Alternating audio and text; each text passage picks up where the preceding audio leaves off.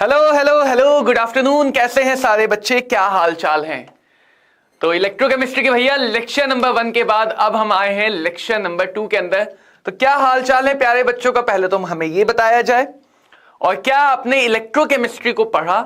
जो 2 पेज बोले थे एनसीईआरटी के पढ़ने के लिए, क्या उन 2 पेजेस को पढ़ा? क्या उनके बारे में जाना कि कैसे हमारी एक बैटरी सेल काम करती है? क्योंकि देखो, ये जो चैप्टर है ना इलेक्ट्रोकेमिस्ट्री, इसको अगर तुम समझोगे तो तुम्हें बहुत सारे पोटेंशियल रिलेटेड जो डाउट आते हैं फिजिक्स में, करंट इलेक्ट्रिसिटी चैप्टर में जो बैटरी की अर्थिंग, कि भाई बैटरी कैसे काम करती है, बैटरी से हम क्यों कहते हैं कि कांस्टेंट पोटेंशियल डिफरेंस मिलता है, ईएमएफ का मतलब क्या होता है, वो छोटी मोटी बातें क्लियर भी हो जाएंगी। तो फिजिक्स में तो मदद करेगा ही करेगा। और केमिस्ट्री में मान के चलो कि इस चैप्टर से तुम्हारे पास नीट में 2 सवाल तो आ ही जाते हैं, ले देके मरी से मरी हालत में भी नीट में 2-4 सवाल तो आ जाते हैं। तो हमने पिछले लेक्चर में बेसिक समझा था। क्या समझा था पिछले लेक्चर में भैया? हमने ये समझ लिया था कि सेल क्या होती है। सेल के 2 टर्मिनल होते हैं, एक टर्मिनल जहां पे रिडक्शन होता है, दूसरी टर्मिनल जहां पे ऑक्सीडेशन होता है। रिडक्शन वाले को कैथोड, ऑक्सीडेशन वाले को एनोड कहते हैं। उन 2 टर्मिनल के बीच में एक पोटेंशियल डिफरेंस क्रिएट हो जाता है बिकॉज ऑफ कैपेसिटर जैसा अरेंजमेंट बनने की वजह से। और इस वजह से हम उस पोटेंशियल डिफरेंस को बोलते हैं electromotive force of the cell, EMF of the cell, या सेल के अराउंड का टर्मिनल वोल्टेज। हां, फिजिक्स में टर्मिनल वोल्टेज और ईएमएफ में थोड़ा बहुत अंतर है, जो फिजिक्स में तुम सीख लोगे, समझ लोगे। हमारे केमिस्ट्री में आइडियली हम एक सेल को मानते हैं कि सेल के अंदर कोई भी रेजिस्टेंस नहीं है। इस वजह से इंटरनल जो भी वोल्टेज डेवलप हुआ, ईएमएफ, और जो वोल्टेज हमें बाहर मिलेगा, टर्मिनल वोल्टेज, दोनों सेम होते हैं। ठीक है। और हमने समझा था कि जो करंट है वो 2 तरह से फ्लो करती है। बाहर के सर्किट में एनोड से कैथोड इलेक्ट्रॉन जाते हैं, तो करंट कैथोड से एनोड जाती है। अंदर के सर्किट में आयन मूव करते तो करंट एनोड से कैथोड जाती है, सॉल्ट ब्रिज होते हुए। तो तुमसे दोनों चीजें पूछी जा सकती हैं। ठीक है। वोल्टेज का मतलब क्या होता है? वोल्टेज बेसिकली जूल पर कूलाम है, या तुम कह सकते हो वोल्टेज रिप्रेजेंट करता है एनर्जी, पोटेंशियल एनर्जी कितनी है 1 कूलाम चार्ज के पास। वोल्टेज और फील्ड दोनों का एक ही पर्पस है, दोनों रिप्रेजेंट करते हैं कि 1 कूलाम के पास क्या सिनेरियो है। 1 कूलाम पे जब फोर्स लगता है, उस फोर्स को बोलते हैं इलेक्ट्रिक फील्ड। एंड 1 कूलाम के पास जो एनर्जी होती है, उस एनर्जी को बोलते हैं वोल्टेज या इलेक्ट्रिक पोटेंशियल। क्लियर है सबको? सेल में सॉल्ट ब्रिज का क्या यूज है, ये भी हमने बात की थी। तो आओ कुछ और बातें कर लेते हैं सेल के बारे में। और गैल्वेनिक सेल वाले सेक्शन में जो सबसे इंपॉर्टेंट काम है, मतलब हर क्वेश्चन में तुम्हें वो काम करना ही करना है, वो भी आज हम पढ़ेंगे, वो भी हम आज पढ़ेंगे। तो सबको मेरे ख्याल से बातें क्लियर है। चलो बात करते हैं गिब्स फ्री एनर्जी की। जिन लोगों ने 11th में पढ़ रखा है बहुत अच्छी बात है, जिन्होंने 11th में नहीं पढ़ा है कोई बात नहीं, हम समझ लेंगे। तो गिब्स फ्री एनर्जी, देखो इधर हम पुरानी बातें करेंगे, जो कई 100 साल पहले तुमने पढ़ा था वो बातें करेंगे कि गिब्स एनर्जी होता है H माइनस टीएस। सुना है? नहीं सुना है कोई बात नहीं। H क्या होता है? H होता है सिस्टम का इंथैल्पी, जिसको हम टोटल हीट कंटेंट भी कहते हैं। सिस्टम की इंथैल्पी, जिसको हम कहते हैं सिस्टम के पास टोटल कितना हीट कंटेंट है। S क्या है? S होता है सिस्टम से एसोसिएटेड रैंडमनेस। S क्या होता है? सिस्टम के पास कितनी रैंडमनेस है। सिंपल सी बात है। अब सोचो, अगर हम 2 चीज को प्लस और माइनस कर रहे हैं, बहुत बेसिक सी फिजिक्स में जाके सोचो, अगर हम 2 चीज को प्लस या माइनस कर रहे हैं बच्चों, तो डेफिनेट सी बात है कि उन 2 चीजों की जो यूनिट है वो सेम होनी चाहिए। यूनिट सेम होनी चाहिए, यानी अगर H एक एनर्जी को रिप्रेजेंट कर रहा है, तो ये भी एक एनर्जी को ही रिप्रेजेंट कर रहा है। क्या बोलते हैं इस एनर्जी को? इसको बोलते हैं एनर्जी एसोसिएटेड और energy required to maintain entropy और टू मेंटेन रैंडमनेस। सिस्टम को अगर सबसे ज्यादा मोहब्बत है तो अपनी रैंडमनेस से है। किसी भी सिस्टम की रैंडमनेस को पूरी तरह से खत्म कर पाना इम्पॉसिबल सा है। यानी कि अगर मैं कहूं किसी सिस्टम के पास 40 जूल की एनर्जी है, टोटल कितनी है? 40 जूल की एनर्जी है, तो एनर्जी का कुछ ना कुछ पार्ट हो सकता है 10 जूल, 5 जूल, कुछ ना कुछ एक पार्ट होगा जो वो रखेगा, वो देगा ही नहीं तुम्हें, तुम जिद कर लो, तुम छीन लो, लेकिन वो देगा ही नहीं। तो 40 में से मान लो 5 जूल रैंडमनेस के लिए चाहिए। तो जो हम सिस्टम से ले पाएंगे अपने पर्पस के लिए, अपने काम के लिए, अपने यूज के लिए, वो तो 40 माइनस 5 होगा ही नहीं होगा। तो टोटल माइनस वो पार्ट जो हमें सिस्टम नहीं देगा। तो टोटल में से अगर हम ऑक्यूपाइड या अगर हम वो वाला पार्ट माइनस कर दे जो सिस्टम नहीं देगा, तो बचा कौन सा? तो जी बचा maximum energy, maximum energy available. ध्यान से समझते हैं, यहां पे हम अवेलेबल वर्ड क्यों बोल रहे हैं? क्योंकि यही वो एनर्जी अवेलेबल है जो सिस्टम हमें दे पाएगा, यही वो एनर्जी है जो सिस्टम हमें दे पाएगा। गुड आफ्टरनून राहुल, क्या हाल चाल है?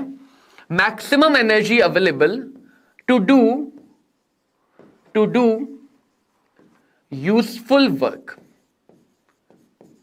तो इस बात पे जरा ध्यान दो कि अगर सिस्टम के पास कोई भी एनर्जी है तो उसका एक पार्ट ऑक्यूपाइड है, एक पार्ट रिजर्व है। तो जो पार्ट रिजर्व है उसको हटाने के बाद वो पार्ट बचा जो हम यूज कर सकते हैं। सपोज 40 में से 5 अगर रिजर्व है तो हमारे पास कितना आ सकता है? 35। वो भी हमारे ऊपर है कि हम सिस्टम से वो भी निकाल पाएंगे नहीं निकाल पाएंगे, इसलिए वो मैक्सिमम है। ऐसा जरूरी तो नहीं ना कि हमारी जो मशीन है, हमारी जो डिवाइस है वो इतनी ज्यादा अच्छी है कि हम वहां से निकाल पाएंगे, ऐसा तो नहीं है। वो डिवाइस हो सकता है एफिशिएंट ना हो। तो कहीं ना कहीं जी दिखाता है कि मैक्सिमम हम कितना ले सकते हैं, इतना ले सकते हैं, इससे कम ले सकते हैं, लेकिन इससे ज्यादा कभी नहीं ले पाएंगे। तो इसीलिए लिखा जाता है delta G is equal to minus of useful work. कि जो भी हम वर्क कर रहे हैं, जो भी हम वर्क निकाल रहे हैं सिस्टम से, वो कहां से निकल के आ रहा है? गिब्स एनर्जी से। या प्रिसाइजली जो भी हम यूजफुल वर्क निकाल रहे हैं वो कहां से निकल के आ रहा है? वो निकल के आ रहा है गिब्स एनर्जी से, डेल्टा जी से। Good afternoon physics world, good afternoon miss, कैसे हो तुम लोग? क्या हालचाल है? कैसी चल रही पढ़ाई? अगली बात जो समझनी है, ये पहली बात हो गई भैया। अगली बात देख लेते हैं। एक इलेक्ट्रॉन के पास चार्ज होता है, माइनस का मैग्नीट्यूड की बात कर लेते हैं। चलो 1.6 into 10 to the power minus 19 coulomb का चार्ज निगेटिव का होता है। तो अगर मैं सिर्फ E लिखूं, E से हम सिर्फ मैग्नीट्यूड दिखाते हैं, तो E is our fundamental charge. E is our fundamental charge 1.6 multiplied by 10 to the power minus 19 coulomb. तो क्योंकि केमिस्ट्री में तो भैया मोल बहुत काम का है, एक मोल में कितने इलेक्ट्रॉन होंगे? 6.022 इंटू 10 टू द पावर 23 होते ना, इतने इलेक्ट्रॉन्स होंगे। तो अगर मैं एक मोल चार्ज की बात करूं, एक मोल पे कितना चार्ज है, तो वो हो जाएगा एक मोल में कितने पार्टिकल? Q बराबर Ne होता है नहीं होता है, मल्टीप्लाइड बाय 1.6, एक इलेक्ट्रॉन पे कितना चार्ज। यहां पे मैंने कौन सा फॉर्मूला लगाया? Q बराबर Ne। टोटल चार्ज हम ऐसे ही तो निकालते हैं, टोटल चार्ज हम ऐसे ही तो निकालते हैं कि भाई एक मोल के पास कितने चार्ज है, या नंबर इनटू एक का चार्ज। तो ये सॉल्व करके आएगा बहुत काम का नंबर, ये सॉल्व करके आएगा बहुत काम का नंबर 96500, लगभग इतना आएगा, जिसको हम एक बहुत महान साइंटिस्ट थे तो उनके नाम पे कहते हैं 1 फैराडे चार्ज, जिसको हम क्या कहते हैं? 1 फैराडे चार्ज। तो बहुत ज्यादा जगह तुम्हें एक कांस्टेंट लिखा दिखेगा, बहुत सारी जगह तुम्हें एक कांस्टेंट लिखा दिखेगा फैराडे। तो फैराडे का मतलब क्या है? 96500 कूलाम पर मोल। और बेसिकली फैराडे का सिग्निफिकेंस क्या है? फैराडे का सिग्निफिकेंस क्या है? फैराडे रिप्रेजेंट करता है एक मोल इलेक्ट्रॉन पे कितना चार्ज है, एक मोल इलेक्ट्रॉन पे कितना चार्ज है। गुड आफ्टरनून डबल खुशी, एक मोल पे कितना चार्ज है। और एक और बात समझ लो, एक और बात यहीं पे समझ लो। क्या बात समझेंगे? देखो पोटेंशियल डिफरेंस, ये अगर तुमने फिजिक्स में अभी तक पोटेंशियल पढ़ लिया तो पढ़ लिया होगा, वरना पढ़ोगे कि बेसिकली पोटेंशियल डिफरेंस जिसकी यूनिट होती है वोल्ट, और वोल्ट बेसिकली होता है जूल पर कूलाम। तो पोटेंशियल डिफरेंस दिखाता है किसी भी यूनिट पॉजिटिव चार्ज को, किसी भी यूनिट पॉजिटिव चार्ज को लाने में कितना वर्क डन करना है। वर्क डन इन ब्रिंगिंग और moving a unit positive charge from point A to B, और उसके लिए चार्ज का मैग्नीट्यूड कितना है 1। इसीलिए मैं बार बार बोलता हूं कि भैया पोटेंशियल डिफरेंस दिखाता है कि 1 कूलाम के पास कितनी एनर्जी या 1 कूलाम के ऊपर कितना वर्क डन हुआ। तो मैं ये भी लिख सकता हूं, work done A to B is equal to Q delta V, is equal to Q delta V. ये सारी कहानी कहीं ना कहीं 11th या फिजिक्स की है। अगर तुम डायरेक्ट फॉर्मूला याद रखना चाहो तुम्हारे ऊपर है, बट ये कहानी की मदद से फॉर्मूला समझ में आसानी से आएगा। तो चलो देखते हैं, अब फॉर्मूले पे आ जाते हैं। सबसे पहले हमारे पास एक बैटरी है, हमारे पास क्या है, एक बैटरी है जिसका एक टर्मिनल पॉजिटिव है, एक टर्मिनल नेगेटिव है। अभी तक हमने देख लिया कि पॉजिटिव वाला टर्मिनल कैथोड होता है, बैटरी की वर्किंग सबको आनी चाहिए, और नेगेटिव वाला टर्मिनल एनोड होता है। इतना तो हम देख चुके हैं, है ना, इतना हम देख चुके हैं। नहीं देखा तो पिछले लेक्चर को देखो, एनसीईआरटी के पहले 2-3 पेज को भी पढ़ने को बोला था। और यह भी हमने देखा था कि यहां से इलेक्ट्रॉन निकल के यहां पे जाते हैं सर्किट में।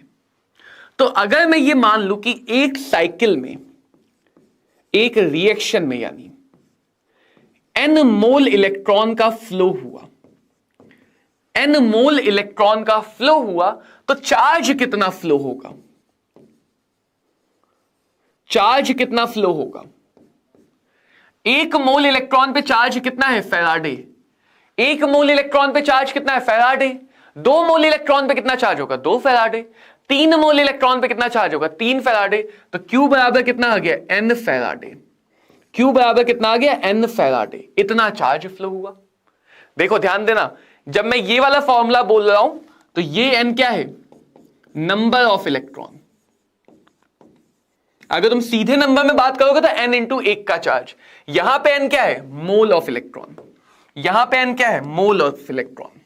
यहां पे n क्या है, मोल ऑफ इलेक्ट्रॉन। क्लियर। दूसरी बात, बैटरी के टर्मिनल के अराउंड जो वोल्टेज आता है उसी को तो हम बोलते हैं ई सेल।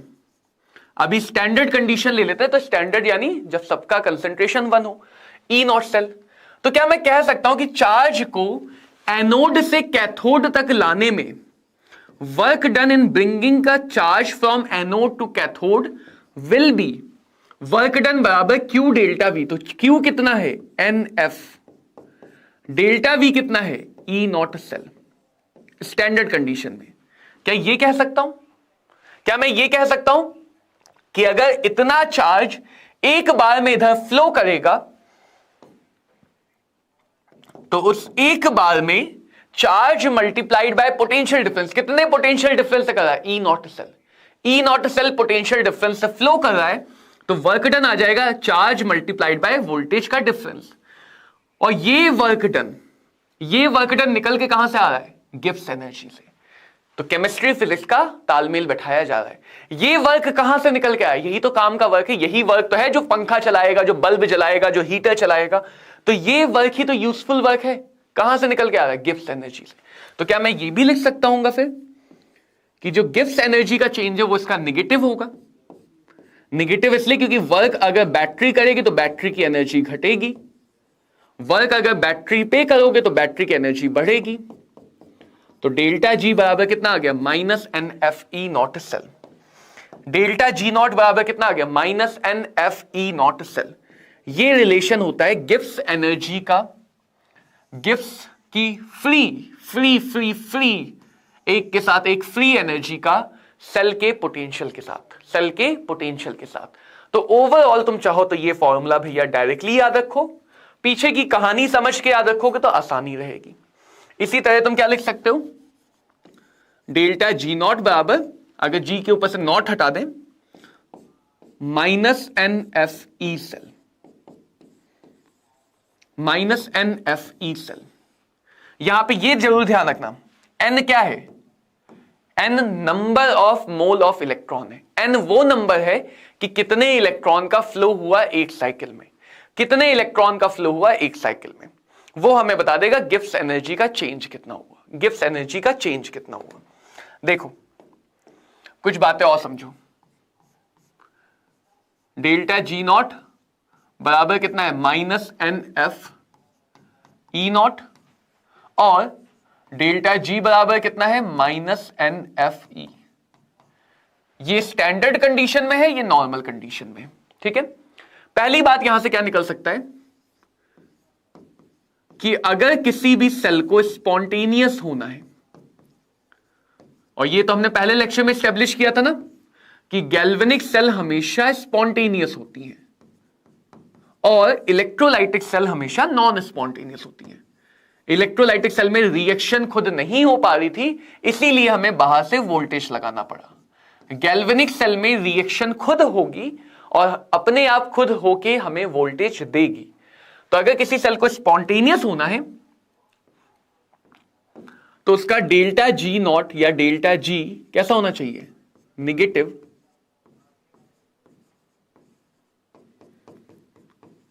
ये हमारी पहली कंडीशन, हमेशा ये कंडीशन चलेगी, ध्यान दो। अगर ये निगेटिव है, साइन भी निगेटिव है, तो निगेटिव निगेटिव कट जाएगा। एन पॉजिटिव नंबर है, एफ पॉजिटिव, ये मत सोचना चार्ज यहां पे मैग्नीट्यूड नहीं, सिर्फ मैग्नीट्यूड रखें। तो ई नॉट कैसा होना चाहिए, पॉजिटिव। ई नॉट आना चाहिए पॉजिटिव, या फिर ई क्या आना चाहिए, पॉजिटिव। और अभी आगे समझोगे कि जो इक्विलिब्रियम कांस्टेंट है वो 1 से बड़ा आना चाहिए। इक्विलिब्रियम कांस्टेंट 1 से बड़ा आना चाहिए। तो ये तीन में से कोई भी कंडीशन से हम स्पॉन्टेनिटी को समझ सकते हैं। तीन में से बच्चों किसी भी कंडीशन से हम स्पॉन्टेनिटी को समझ सकते हैं। ऑब्वियसली इलेक्ट्रोपोटेंशियल में, इलेक्ट्रोकेमिस्ट्री में ई नॉट वाली कंडीशन इंपॉर्टेंट है। आगे जब हम इलेक्ट्रोकेमिकल सीरीज समझेंगे, बहुत ध्यान से सुनना, सारी बात मैं तुम्हें इसी बात से समझाऊंगा। तो इस बात को दिमाग में बैठा लो कि अगर वोल्टेज पॉजिटिव है, अगर किसी सेल का वोल्टेज पॉजिटिव है तो वो प्रोसेस अपने आप होगी, वो प्रोसेस अपने आप होगी। यानी कि अगर मान लो रिडक्शन का वोल्टेज पॉजिटिव है तो रिडक्शन करना आसान है, ऑक्सीडेशन का वोल्टेज पॉजिटिव है, ऑक्सीडेशन करना आसान है। वोल्टेज जितना ज्यादा पॉजिटिव है उतना आसान है, वोल्टेज जितना ज्यादा पॉजिटिव है उतना आसान है। ठीक है, दूसरी बात, कुछ बच्चों को दिक्कत आती है एन को कैलकुलेट करने में। पहले ये समझ लो कि एन हमेशा क्या दिखाएगा, एन हमेशा दिखाएगा टोटल मोल ऑफ इलेक्ट्रॉन्स। और सेल रिएक्शन में चाहे तुम एनोडिक इलेक्ट्रॉन कैलकुलेट करो, चाहे कैथोडिक इलेक्ट्रॉन कैलकुलेट करो, बराबर आने चाहिए। चाहे एनोडिक इलेक्ट्रॉन कैलकुलेट करो, चाहे कैथोडिक इलेक्ट्रॉन कैलकुलेट करो, बराबर आएंगे। क्योंकि हम ये तो समझ ही रहे ना, सर्किट में इलेक्ट्रॉन का फ्लो बराबर होता है। यहां से जितने भी इलेक्ट्रॉन निकलेंगे यहां उतने इलेक्ट्रॉन जाएंगे, तो इलेक्ट्रॉन बराबर आते हैं एनोड और कैथोड के। और दूसरी बात, जब तुम आगे एन फैक्टर समझ लोगे, अगर तुम एन फैक्टर को मल्टीप्लाई कर देते हो मोल से, तो वो भी क्या बन जाता है, टोटल नंबर ऑफ इलेक्ट्रॉन। तो थोड़ा सा ये भी ध्यान रखना, कुछ बच्चे इसमें भी गलती करने लग जाते हैं। एन फैक्टर और नंबर ऑफ इलेक्ट्रॉन सेम नहीं है। एन फैक्टर और जो एन हम यहां पे लिख रहे हैं वो सेम नहीं है, अलग अलग है।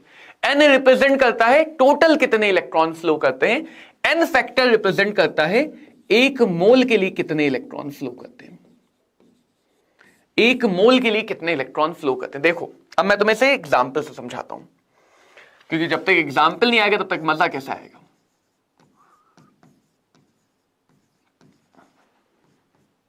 मान लो हमारे पास ये एक रिएक्शन है, किसी भी रेडॉक्स रिएक्शन में हम ये काम कर सकते हैं। किसी भी रेडॉक्स रिएक्शन में हमें यहां पे एन समझना है। सबसे पहले क्या समझना है, एन। तो रेडॉक्स रिएक्शन है, ऑक्सीडेशन नंबर सोचनी पड़ेगी। ऑक्सीडेशन नंबर पर कमांड नहीं तो इस चैप्टर में तुम लड़खड़ाते रहोगे, गिरते रहोगे, चोट खाते रहोगे। ऑक्सीडेशन नंबर तो अच्छे से आना चाहिए। जिसको ऑक्सीडेशन नंबर नहीं आती 11th में, अभी अगले चैप्टर में सिखाने वाला हूं, तो वहां पे सीख लेना। एल्यूमिनियम यहां पे कितना है, +3, यहां पे कितना है 0, कार्बन 0, +4। ठीक है, ऑक्सीजन का चेंज नहीं हो रहा तो नहीं लिखा। +3 से 0 रिडक्शन, तो ये बन गया कैथोड। 0 से 4 ऑक्सीडेशन, तो ये बन गया एनोड, ये बन गया एनोड।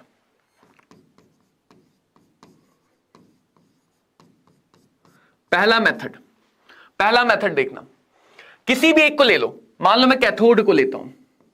कैथोड पे क्या है, एल्यूमिनियम है +3 से 0, +3 से 0, तो चेंज कितने का हुआ,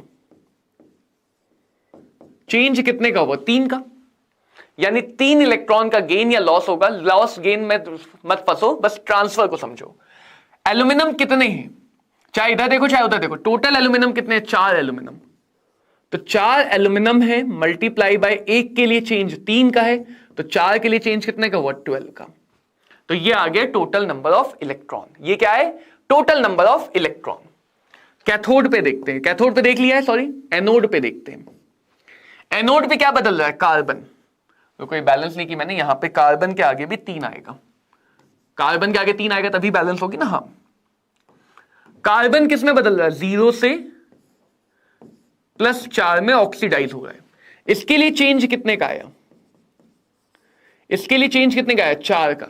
कार्बन है कितने टोटल, यहां पे ध्यान रखना, टोटल कार्बन कितने हैं, 3, टोटल कार्बन कितने हैं, 3, 1 के लिए चेंज कितने का है, 4 का। टोटल कार्बन कितने हैं, 3, 1 के लिए चेंज कितने का है, 4 का, तो कितना आ गया, 12। सेम चेंज आया नहीं आया, बोलो बोलो, कोई चमत्कार नहीं, साइंस है, चमत्कार नहीं है, ये साइंस है। चेंज सेम आया ना, तो चाहे तुम इसका एन यूज करो चाहे इसका, तो जब डेल्टा जी कैलकुलेट करोगे तो एन यूज कर लेंगे। मेथड नंबर 2 क्या है, अभी के लिए मेथड नंबर 1 पे ही समझना। 2 होता है एन फैक्टर, एन फैक्टर का फॉर्मूला ये भी आगे सिखाऊंगा, atomicity multiply by change of oxidation number, atomicity multiply by change of oxidation number. N factor में ये नीचे वाला नंबर देखा जाता है लेकिन आगे वाला नंबर नहीं देखा जाता है। एन फैक्टर हम 1 मोल के लिए निकालते हैं, तो नीचे वाला नंबर देखते हैं, आगे वाला नंबर नहीं देखते हैं। देखो Al2O3 का एन फैक्टर चाहिए, कितना है एन फैक्टर, Al2O3 में एल्यूमिनियम की एटॉमिसिटी कितनी है, 2 की, एल्यूमिनियम के लिए चेंज कितने का है, 3 का, तो Al2O3 का एन फैक्टर आया 6। चलो कार्बन का एन फैक्टर निकाल के दिखाता हूं। कार्बन का एन फैक्टर कितना है, कार्बन की एटॉमिसिटी कितनी है, 1 की, कार्बन के लिए चेंज कितने का है, 4 का, तो कार्बन का एन फैक्टर 4। एल्यूमिनियम का एन फैक्टर दिखाता हूं। एल्यूमिनियम की एटॉमिसिटी, एटॉमिसिटी का मतलब 1 में कितने हैं, एटॉमिसिटी का मतलब 1 में कितने हैं, तो यहां पे 1 है, चेंज कितने का है, वही 0 से 3, तो एल्यूमिनियम का एन फैक्टर कितना है, 3 का। और CO2 का एन फैक्टर कितना है भाई, CO2 के लिए भी एटॉमिसिटी कितनी है, 1 की, CO2 के लिए चेंज कितना है, 4 से 0, 4 का, 4 का। एन फैक्टर दिखाता है 1 मोल के लिए इलेक्ट्रॉन, इसीलिए एन फैक्टर में हम आगे वाले मोल को नहीं देखते हैं क्योंकि वो 1 का दिखाता है। तो अगर मुझे एन निकालना है, एन निकालना है, एल्यूमिनियम के कितने मोल है यहां पे, 2 मोल, 2 इंटू इसका एन फैक्टर 6, 12। एन निकालना है, यहां पे कितने मोल है, 3, 3 इंटू इसका एन फैक्टर 4, 12। एन निकालना है, एल्यूमिनियम के कितने मोल है, 4, 4 इंटू इसका एन फैक्टर 3, 12। एन निकालना है, CO2 के कितने मोल है, 3, 3 इंटू एन फैक्टर 4, 12। तो ओवरऑल एक बार फिर से रिपीट करता हूं, समझना सुनना ध्यान से, क्योंकि ये तुम आगे चल के कंफ्यूज होगे, डेफिनेटली होगे, जब तक तुम इस चीज की आदत नहीं बनाओगे तब तक कंफ्यूज होगे। एन का मतलब क्या है, कितने इलेक्ट्रॉन फ्लो करते हैं टोटल, एन का मतलब क्या है, टोटल कितने इलेक्ट्रॉन फ्लो करते हैं। एन फैक्टर का मतलब है 1 मोल में कितने इलेक्ट्रॉन का फ्लो है, दोनों में अंतर समझना। टोटल इलेक्ट्रॉन इज एन, 1 मोल के इलेक्ट्रॉन इज एन फैक्टर। अगर तुम किसी के भी टोटल मोल से निकालना तो 1 का चेंज देखो, टोटल जितने एटम है, टोटल एल्यूमिनियम 4 थे तो 4 से मल्टीप्लाई किया, टोटल कार्बन 3 थे 3 से मल्टीप्लाई किया। अगर तुम एन फैक्टर निकाल लेते हो फॉर्मूले से, तो एन फैक्टर निकाल लिया मतलब तुम्हें पता चल गया 1 मोल से इतने इलेक्ट्रॉन, तुम्हें पता चल गया कि 1 मोल Al2O3 होता है यहां पे तो 6 इलेक्ट्रॉन होते। कितना एल्यूमिनियम ऑक्साइड है? 2, तो 1 के लिए 6 है तो 2 के लिए 12। 1 मोल कार्बन होता अगर इस रिएक्शन में तो 4 इलेक्ट्रॉन होते। कितने मोल कार्बन है? 3। 1 के लिए 4, 3 के लिए 12। 1 मोल एल्यूमिनियम होता तो कितने इलेक्ट्रॉन होते? 3। 1 मोल के लिए 3, 4 के लिए 12। 1 मोल कार्बन डाइऑक्साइड होता कितने इलेक्ट्रॉन होते? 4। 1 के लिए 4, 3 है, 3 के लिए 12। ओवरऑल एनोड से निकाल लो, कैथोड से निकाल लो, किसी भी एक के एन फैक्टर से निकाल लो, सबसे number of electron, number of total electron same आएंगे। इतना सारा इसीलिए दिखाया ताकि तुम नोटिस कर सको कि भाई हर तरीके से कंफ्यूज मत हो, जिस तरीके से मन करे उस तरीके से इलेक्ट्रॉन निकालो, सबसे सेम ही आएंगे। बस तरीका सही से समझो। तरीके को सही से नहीं समझोगे तो फिर तो जिसने सही से ना समझा, तो एक बहुत इंपॉर्टेंट कहावत होती है, अधजल गगरी छलकते जाए, आधा ज्ञान हमेशा खतरनाक होता है। अगर तुमने इसमें से आधी बात सुनी, आधी बात गवा दी, तो फिर कहीं ना कहीं क्वेश्चन में गलती करोगे। उसके लिए फिर बोलना नहीं, सर आपने तो सिखाया था लेकिन फिर भी हम गलत कर रहे हैं। इस चीज की आदत बनानी पड़ेगी। आदत कैसे बनाओगे? आदत बनेगी जब तुम क्वेश्चंस की प्रैक्टिस करोगे, ज्यादा से ज्यादा क्वेश्चन की प्रैक्टिस करोगे। इलेक्ट्रोकेमिस्ट्री में तो हर एक क्वेश्चन को मतलब बहुत ध्यान से सोच समझ के करो। क्लियर है? तो चल फटाफट इस क्वेश्चन को देखते हैं। एक रिएक्शन दी है, ठीक है, दी है, हमें क्या करना? हमें थोड़ी चाहिए थी, नहीं चाहिए थी। E0 सेल दिया है 0.24 वोल्ट, E0 सेल दिया है। और क्या दिया है? फैराडे कांस्टेंट दिया है, ये तो हमें पता ही है, क्यों चाहिए? अरे ये भी दिया है। ये क्वेश्चन तो आया हुआ क्वेश्चन है, थोड़ा अटेंशन बढ़ा लेते हैं। आया हुआ क्वेश्चन है, थोड़ा ज्यादा ध्यान से देखेंगे। डेल्टा जी चाहिए, तो भैया फॉर्मूला लिख लेते हैं। डेल्टा जी नॉट बराबर -NF E0। E0 गिवन है, फैराडे गिवन है। फैराडे को हम क्या करेंगे? 96,500 लगभग 1 लाख मान सकते हैं, लगभग 1 लाख मान सकते हैं। ठीक है, सबको पता होना चाहिए 1 लाख में कितने जीरो आते हैं। इकाई, दाई, सैकड़ा, हजार, 10,000, लाख, ऐसे ही कहते हैं ना। तो सबको ही पता होना चाहिए कितने आते हैं। 1, 10, 100, 10,000, लैक्स। सही लिखा है मैंने? हाँ, ठीक है, ठीक है। फंसता कहां है? एन पे। क्वेश्चन हमेशा फंसता है एन पे, इसीलिए एन कैसे निकालते हैं वो सिखाया, वरना क्वेश्चन हमेशा एन पे फंस जाएगा। किसी भी एक को ले लो। मैं ले लेता हूं Fe वाले पार्ट को, मैं ले लेता हूं Fe वाले पार्ट को। तो एक आयरन एटम के लिए चेंज कितने का है? एक आयरन एटम के लिए चेंज है 1 का। कितने हैं यहां पे? किसी भी जगह एक देख लो, 2 एटम टोटल, तो 2 के लिए कितना चेंज हो जाएगा? 2 का। एन भी आ गया, एन भी आ गया भाई, एन भी आ गया। बस अब एन उठा के रख दो, एन उठा के रख दो। तो डेल्टा जी नॉट बराबर -2, इसको मैं 10⁵ ले रहा हूं। ये कितना है? 0.24। तो 0.24 को लगभग मैं 2 मान लेता हूं, माइनस 0.4, या तुम इसको चाहो तो 0.48 लिखना चाहो तो लिख लो। 0.48 मल्टीप्लाई बाई 10⁵। अब आता है यूनिट, अब आती है यूनिट। अगर हमने यहां पे चार्ज को रखा है कूलाम में, एसआई यूनिट, मोल को रखा है मोल में, एसआई यूनिट, तो सब कुछ करने के बाद जो जी है वो भी किस यूनिट में आएगा? SI unit. तो यहां से जो भी जी निकल के आएगा वो जूल पर मोल में आएगा हमेशा। समझ में आई बात? कि हम यहां पे सब कुछ एसआई यूनिट में रख रहे हैं, तो हमारा जो जी आ रहा है वो भी एसआई यूनिट में आएगा। तो इसको मैं लिख सकता हूं जूल पर मोल। ऑप्शन देखो, ऑप्शंस हमेशा किलो जूल में होंगे, ऑप्शंस हमेशा किलो जूल में होंगे भाई। तो ये लगभग आ जाएगा -0.48 मल्टीप्लाई बाई 10⁵ डिवाइडेड बाय 1000। 1000 से डिवाइड क्यों किया सर? जूल को किलो जूल में बदलने के लिए। अब कट कुटा के लगभग आंसर 48 किलो जूल के आसपास होगा। आंसर की जो लगभग वैल्यू है वो -48 किलो जूल पर मोल के आसपास होगा। -48 के आसपास एक ही आंसर है, वही हमारा सही आंसर बन गया। ऑप्शन देखो, दुगने और पहले का फर्क है। किसी ने n गलत निकाल लिया तो आंसर गलत हो जाएगा, किसी ने n गलत निकाल लिया तो आंसर गलत हो जाएगा। तो देख लो, एग्जामिनर को भी पता है कि तुम गलती कहां करोगे। अगर तुमने n को 1 ले लिया तो तुम्हारा आंसर ये आएगा, n को 2 लिया तो आंसर ये आएगा। दोनों ऑप्शन में दिए हैं क्योंकि उसे पता है तुम यही गलती करोगे। दूसरी क्या गलती कर सकते हो, प्लस माइनस साइन की। यहां तक माइनस लेके आए, यहां पे माइनस लिखना भूल गए, कॉमन मिस्टेक होती है। तो अगर तुमने प्लस माइनस की गलती की तो उसके लिए उसने प्लस माइनस के भी ऑप्शन दिए। तो एग्जामिनर को पता है बच्चों की कॉमन गलतियां क्या है, और उस कॉमन गलती को सुधारोगे कैसे, बार बार उस गलती के लिए अपने माइंड को ट्रेन करके, कि अगर भाई माइनस साइन लिख रहे हो तो हर स्टेप में लिखते हुए आओ। माइनस साइन लिख रहे हो, लिखते हुए एन निकाल रहे हो, सही से निकालो। किसी भी चीज में गलती करोगे आंसर गलत आ जाएगा, और वो आंसर तुम्हें ऑप्शन में दिख भी जाएगा। लो, ऑप्शन में भी दिख जाएगा। +4 कितनी आसानी से -1 बनता है। नीट के बच्चों से पूछ के देखो, नीट के बच्चों से पूछ के देखो।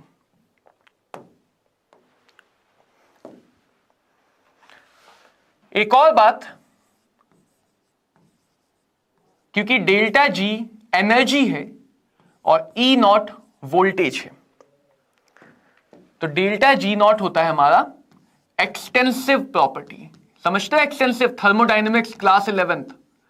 ऐसी चीजें जो मास पे डिपेंड करती हैं, ऐसी चीजें जो मास पे डिपेंड करती हैं। नमस्ते आशीष, क्या हालचाल है। ऐसी चीजें, ये इस बार नीट 2023 में पूछा भी गया है। तो डेल्टा जी नॉट एक्सटेंसिव है, ई नॉट इंटेंसिव है। ई नॉट दिखाता है 1 कूलाम का चार्ज, 1 कूलाम का पोटेंशियल। चाहे तुम 10 लो 5 लो, दिखाएगा हमेशा 1 के लिए। वोल्टेज हमेशा 1 के लिए दिखाता है। इलेक्ट्रिक फील्ड हमेशा 1 के लिए दिखाता है। तो इलेक्ट्रिक फील्ड और वोल्टेज चार्ज के मैग्नीट्यूड पे डिपेंड नहीं करते। आप कहोगे सर ये तो आप गलत बोल रहे हो, फिजिक्स में तो हमें फॉर्मूला सिखाया है V = K/R। इसमें तो चार्ज के ऊपर डिपेंड कर रहा है, करता है, चार्ज पे डिपेंड करता है। मैं ये भी कह रहा हूं चार्ज पे डिपेंड नहीं करता है। इलेक्ट्रिक फील्ड या वोल्टेज हम जिसकी ऊपर निकालते हैं, मान लो मैंने यहां पे एक टेस्ट चार्ज रखा, यहां पे एक दूसरा चार्ज है, तो इस टेस्ट चार्ज पे जहां पे तुम निकाल रहे हो उसके मैग्नीट्यूड पे डिपेंड नहीं करती है।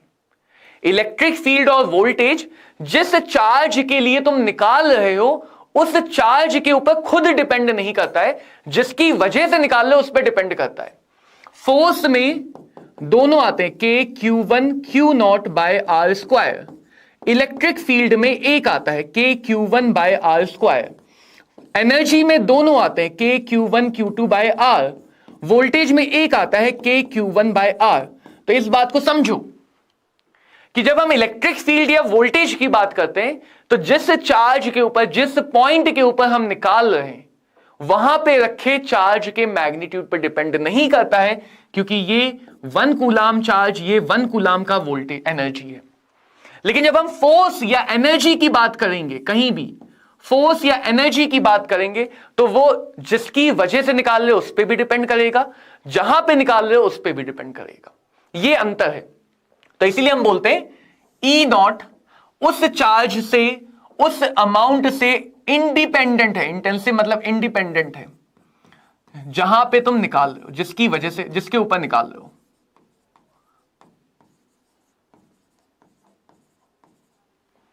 इंडिपेंडेंट है। सबको क्लियर हुआ? सबको क्लियर हुआ? बेसिक सी बातें हैं ये, फिजिक्स केमिस्ट्री की बेसिक सी बातें। अभी अगर मैं किसी बच्चे से पूछ लूं कि सर वोल्टेज चार्ज पे डिपेंड करता है नहीं करता है, प्रॉपर एक्सप्लेनेशन मुझे नहीं लगता है कि 90% बच्चे बता पाएंगे, क्योंकि वो ऐसा नहीं, उन्हें बताया नहीं है, पढ़ाया गया है लेकिन वो ध्यान नहीं देते।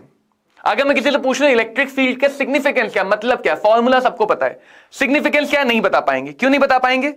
वही मेन प्रॉब्लम, ध्यान की कमी। ध्यान की कमी ही मेन प्रॉब्लम है।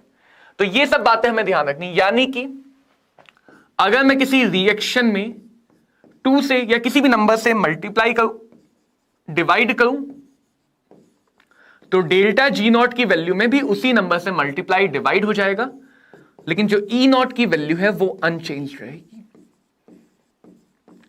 ई नॉट की वैल्यू जो है वो अनचेंज, अपरिवर्तनीय रहेगी, बदलेगी नहीं। क्या अभी भी कह रहे हो वोल्टेज चार्ज पे डिपेंड कर रहा है? ये आधा ज्ञान है। वोल्टेज जिसकी इलेक्ट्रिक फील्ड की वजह से निकाल रहे हो, जिसके कारण वोल्टेज निकाल रहे हो, उस चार्ज पे डिपेंड करता है। बट जिस चार्ज को रख के वोल्टेज निकाल रहे हो, उस चार्ज पे डिपेंड नहीं करता है। फोर्स, एनर्जी के फॉर्मूले में दो चार्ज आते हैं, इलेक्ट्रिक फील्ड और वोल्टेज के फॉर्मूले में एक चार्ज आता है। तो वोल्टेज उस चार्ज पे डिपेंड करेगा जिसकी वजह से निकाल रहे हो, लेकिन उस चार्ज पे डिपेंड नहीं करेगा जिसके लिए निकाल रहे हो। तो सिर्फ ये कहना कि वोल्टेज चार्ज पे डिपेंड करता है, ये थोड़ा सा आधा हो जाएगा, पार्शियल बात होगी। आई होप सबको क्लियर है ये बात, आई होप सबको क्लियर है। तो इससे मैंने तुम्हें क्या समझाना चाहा वो भी देखो। इससे मैंने क्या समझाना चाहे, मान लो एक रिएक्शन, वही रिएक्शन ले लेता हूं, 2Al2O3 plus 3 carbon 4 aluminium plus 3 CO2, ये एक रिएक्शन है। ठीक है, ये बच्चों हमारी एक रिएक्शन है। ठीक है, बिल्कुल सही बात है। इसका मान लो डेल्टा G0 गिवन है, मान लेते हैं x, और इसका E0 भी पता है हमें, मान लेते हैं y। अब अगर मैं इस रिएक्शन में 2 से मल्टीप्लाई कर दूं, रिएक्शन तो अभी भी बैलेंस रहेगी, रिएक्शन डबल हो जाएगी, सारे कॉफिशिएंट डबल हो जाएंगे।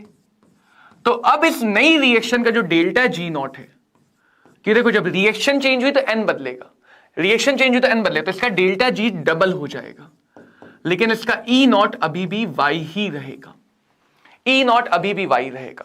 अगर मैं इस रिएक्शन को आधे से गुणा कर दूं, डिवाइड कर दूं 2 से डिवाइड कर दूं पूरी रिएक्शन को,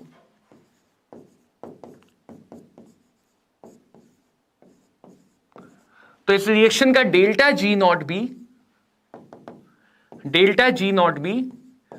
पहली वाली रिएक्शन के कंपैरिजन में आधा हो जाएगा, लेकिन E0 अभी भी वही रहेगा। तो हमारा E0 इंटेंसिव है, रिएक्शन के साथ नहीं बदल रहा है, लेकिन हमारा डेल्टा G0 एक्सटेंसिव है, रिएक्शन के कॉफिशिएंट के साथ बदल रहा है। क्योंकि यहां पे जब तुम n निकालोगे,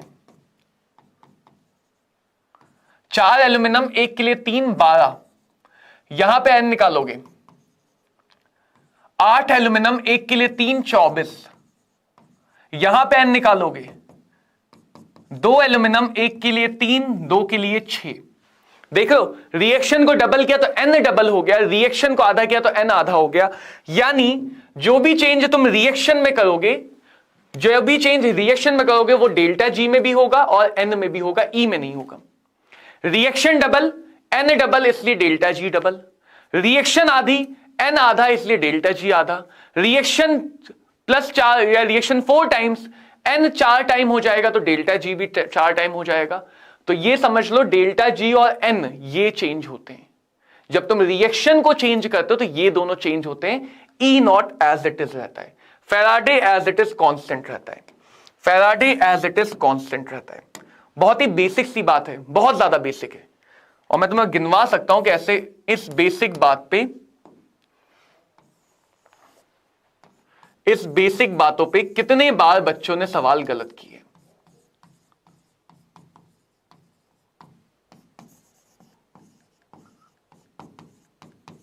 नीट कोई हवाई सवाल थोड़ी पूछता है, बेसिक से सवाल पूछ लेता है, बच्चा उसी में धोखा खा जाता है।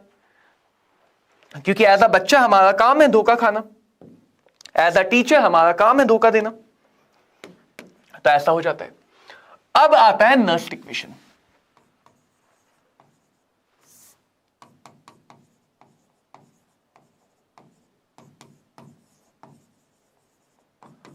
और ये है हद से ज्यादा इंपॉर्टेंट, मतलब पूरी गैल्वेनिक सेल को, सारी चीजों को तुम्हें समझना है तो नर्स्ट इक्वेशन से बढ़िया चीज कोई नहीं है। नर्स्ट इक्वेशन क्या बताता है? नर्स्ट इक्वेशन क्या बताता है? देखो E0 का मतलब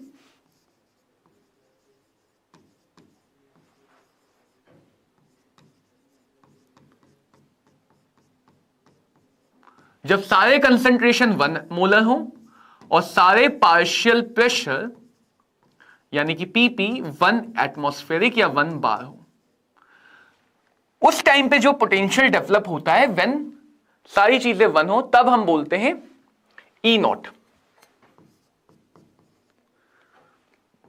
और ई कब बोलते हैं?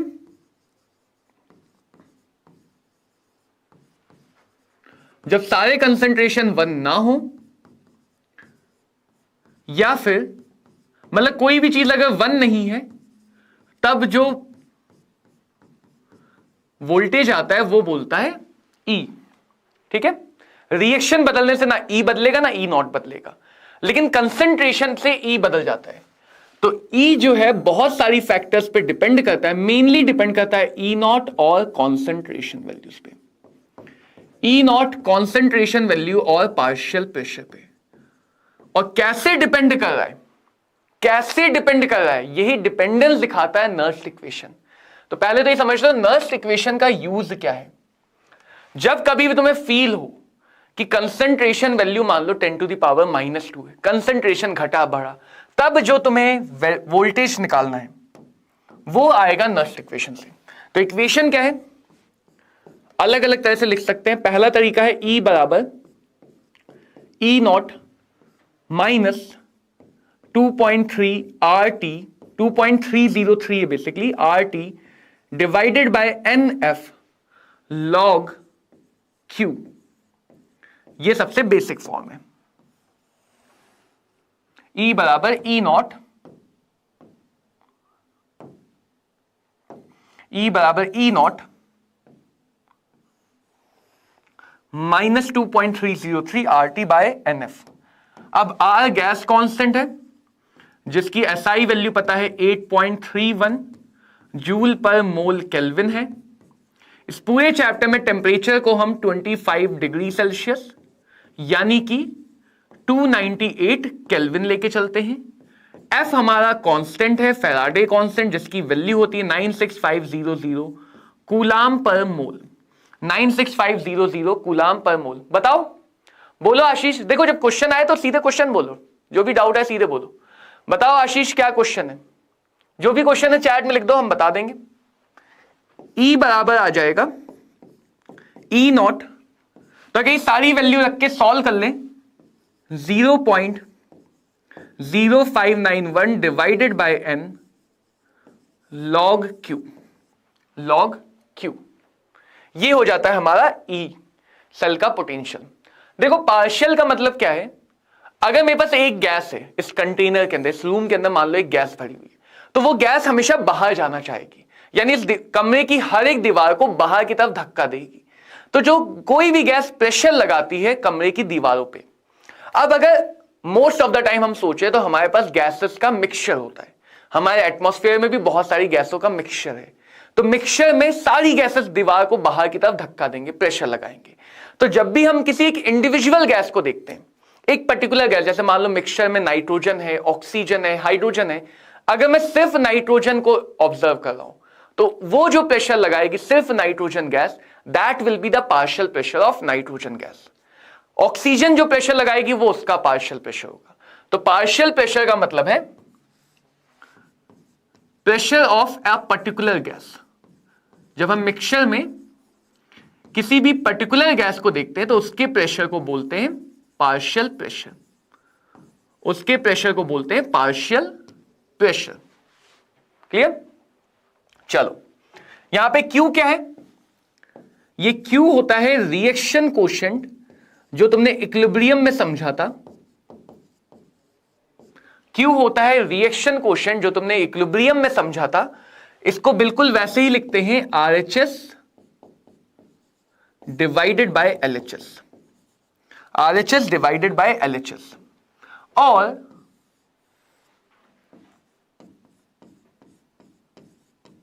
नर्स इक्वेशन बच्चों, तुम चाहो तो आधी सेल यानी आधी रिएक्शन,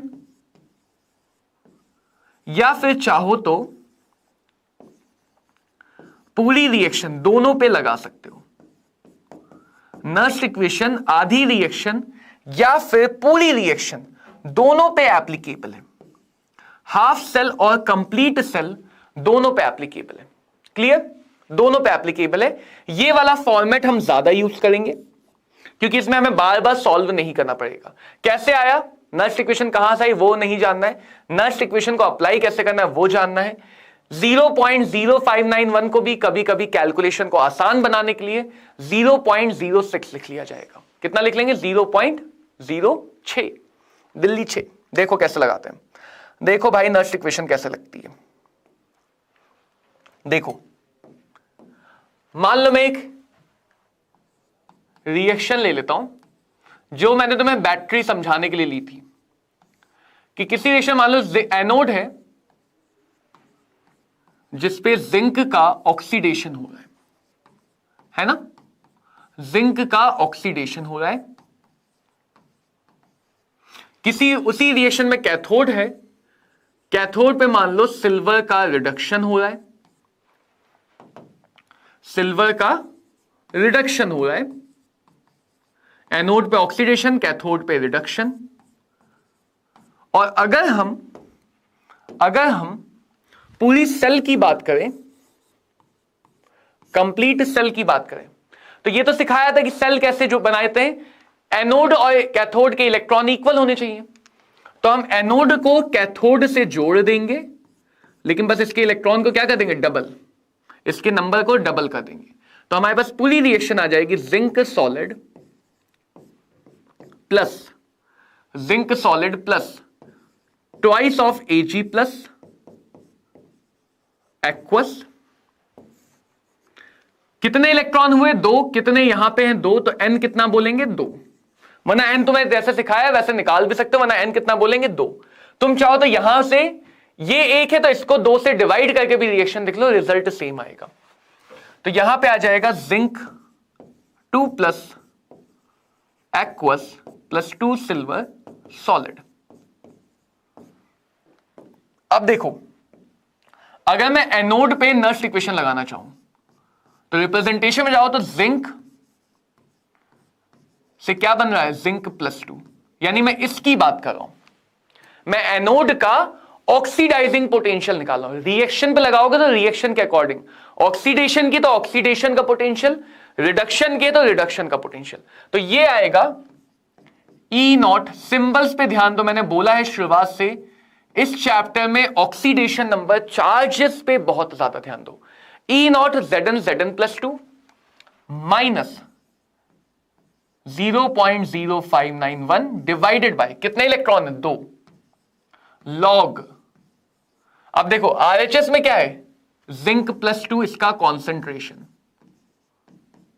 जैसे इक्विलिब्रियम में लिखते थे वैसे ही लिखेंगे, जो भी कॉफिशिएंट है वो पावर में जाएगा। इलेक्ट्रॉन तो यहां लिख दे तो इलेक्ट्रॉन तो आएगा नहीं, और ये जो है सॉलिड लिखा नहीं जाता है, सॉलिड लिखा नहीं जाता है इक्विलिब्रियम में, तो ये आ गई नस्ट इक्वेशन। इस पे लगाते हैं तो इक्विलिब्रियम की सारी बातें यहां पे भी फॉलो करना। सॉलिड एक्सप्रेशन में कभी नहीं लिखा जाएगा, इलेक्ट्रॉन नहीं लिखा जाएगा। गैसेस होंगी तो प्रेशर लिखोगे, एक्वस होगा तो कॉन्सेंट्रेशन लिखोगे। गैसेस के लिए प्रेशर, एक्वस के लिए कॉन्सेंट्रेशन, जो भी कॉफिशिएंट हैं वो पावर में आएंगे। E0 Ag plus slash Ag minus 0.0591 divided bye 1। अब यहां पे 1 क्यों आया, यहां पे 1 इसलिए आया क्योंकि एक इलेक्ट्रॉन है। लॉग इस साइड सब सॉलिड है तो कुछ भी नहीं आएगा, RHS में कुछ भी नहीं तो 1 लिख दो, divided by LHS, product divided by reactant. Ag plus के कंसेंट्रेशन की पावर 1, Ag प्लस के कंसेंट्रेशन की पावर 1। ठीक है, इधर आओ, सेल पे अप्लाई कर रहे हैं, यानी कि E ऑफ सेल की बात कर रहे हैं। E0 सेल है तो सेल का E0 minus 0.0591 divided bye n कितना है 2 लॉग, इधर क्या आएगा प्रोडक्ट साइड से जिंक प्लस 2, सॉलिड है नहीं आएगा, डिवाइडेड बाय इधर क्या आएगा Ag प्लस, लेकिन Ag प्लस के आगे क्या लिखा है 2 तो उसका स्क्वायर, Ag प्लस के आगे क्या लिखा है 2 तो उसका स्क्वायर। जिंक सॉलिड नहीं आएगा, जिंक सॉलिड नहीं आएगा। तो ये हमारी एनोड पे नस्ट इक्वेशन लगाई है, ये हमने कैथोड पे नस्ट इक्वेशन लगाई है, और ये हमने सेल पे नस्ट इक्वेशन लगाई है। जैसे एनोड और कैथोड को जोड़ के सेल बनती है, तो अगर तुम एनोडिक और कैथोडिक रिएक्शन को जोड़ दो तो ये बन जाएगा ई सेल, ये दोनों जुड़ के बन जाएंगे ई नॉट सेल, और ये जुड़ के ले दे के यही बनेगा, क्योंकि ये टू कैंसिल होके 1 1 का इफेक्ट दे देगा। तो अगर तुम चाहो, अब तुम्हारे हाथ में, तुम चाहो तो आधी सेल पे लगा के सोचो, तुम चाहो तो पूरी सेल पे। हम क्या करते हैं, क्वेश्चन अगर आधी सेल दे रहा है तो हम आधी सेल को ही समझेंगे, क्वेश्चन अगर पूरी सेल दे रहा है तो हम पूरी सेल को समझेंगे। ये फालतू का तामझाम नहीं कि दो बड़ी इक्वेशन सॉल्व की फिर तीसरी इक्वेशन की वैल्यू निकाली। कहने का मतलब, अगर तुम्हें सिर्फ एनोड सोचना है तो सिर्फ एनोड लिखो, एनोड पे रिएक्शन लगाओ, काम कर हो जाएगा। सिर्फ कैथोड सोचना है तो कैथोड। सेल जब भी सोचना है, एनोड कैथोड को अलग अलग रिएक्शन इक्वेशन मत लगाओ, एनोड लिखो, कैथोड लिखो, सेल रिएक्शन मतलब ये फॉलो कर लो, ये पाथ फॉलो कर लो। तो इस टाइप से तुम्हें बोर्ड में सब्जेक्टिव क्वेश्चन भी मिलेंगे, 3 मार्क्स से कम का तो नहीं आएगा, 3 मार्क्स से कम का क्वेश्चन तो नहीं आएगा। तो बोर्ड में सब्जेक्टिव भी आते हैं और ऑब्जेक्टिव क्वेश्चन थोड़े से इस सेक्शन से डायरेक्टली कम आते हैं, टाइम लेता है, ये टाइम लेता है। मैं भी इसका एक क्वेश्चन सिखाता हूं, देखो देखो, और देख सकते हो कब का क्वेश्चन है, 2013 का, 2013 का, ठीक है। Good afternoon Vinay Pratap engineer, good afternoon. Question को पढ़ो, क्वेश्चन में तुम्हें बहुत सारी रिएक्शन लिखेंगे, उनसे डरो मत, एक एक वर्ड को आराम से पढ़ो। जिंक है, सॉलिड है, Ag2O है, सॉलिड है, पानी है, लिक्विड है, ये बीच में रिएक्शन का साइन है जो क्वेश्चन मार्क बन गया है, सिल्वर, सॉलिड, जिंक, ये सब ऐसे ऐसे ऐसे ऐसे है। ये हाफ सेल पोटेंशियल है, ठीक है। हमें चाहिए सेल का पोटेंशियल, हमें चाहिए सेल का पोटेंशियल। थोड़ा सा आराम से क्वेश्चन को सोखो, क्वेश्चन को एब्जॉर्ब करो, धीरे धीरे इलेक्ट्रोकेमिस्ट्री बहुत आसान लगेगी, ठीक है। इसलिए मैं टाइम दे रहा हूं, आराम आराम से सॉल्व करें, धीरे धीरे सोते हुए, आराम आराम से सोते हुए, गिरते पड़ते सॉल्व करेंगे। अब देखो देखो, क्या कहीं भी कंसंट्रेशन दिया नहीं, यानी सब कुछ स्टैंडर्ड स्टेट में, तो हमें सिर्फ सेल पोटेंशियल निकालना। तो फॉर्मूला क्या होता है, E naught cell, E not, मैंने बोला था कोई सा भी एक फॉर्मूला यूज करना। इन दोनों को किस में रखें, रिडक्शन के फॉर्मेट में। अगर कैथोड माइनस एनोड लगा रहे तो रिडक्शन, कैथोड प्लस एनोड लगा रहे तो कैथोड का रिडक्शन, एनोड का ऑक्सीडाइजिंग। कैथोड है कौन सा,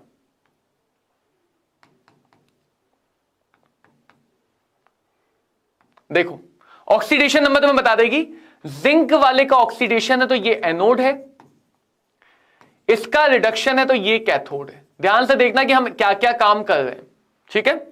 एनोड कैथोड को आइडेंटिफाई किया, पोटेंशियल दिया है तो ये भी आइडेंटिफाई करेंगे कि वो पोटेंशियल कौन सा दिया है।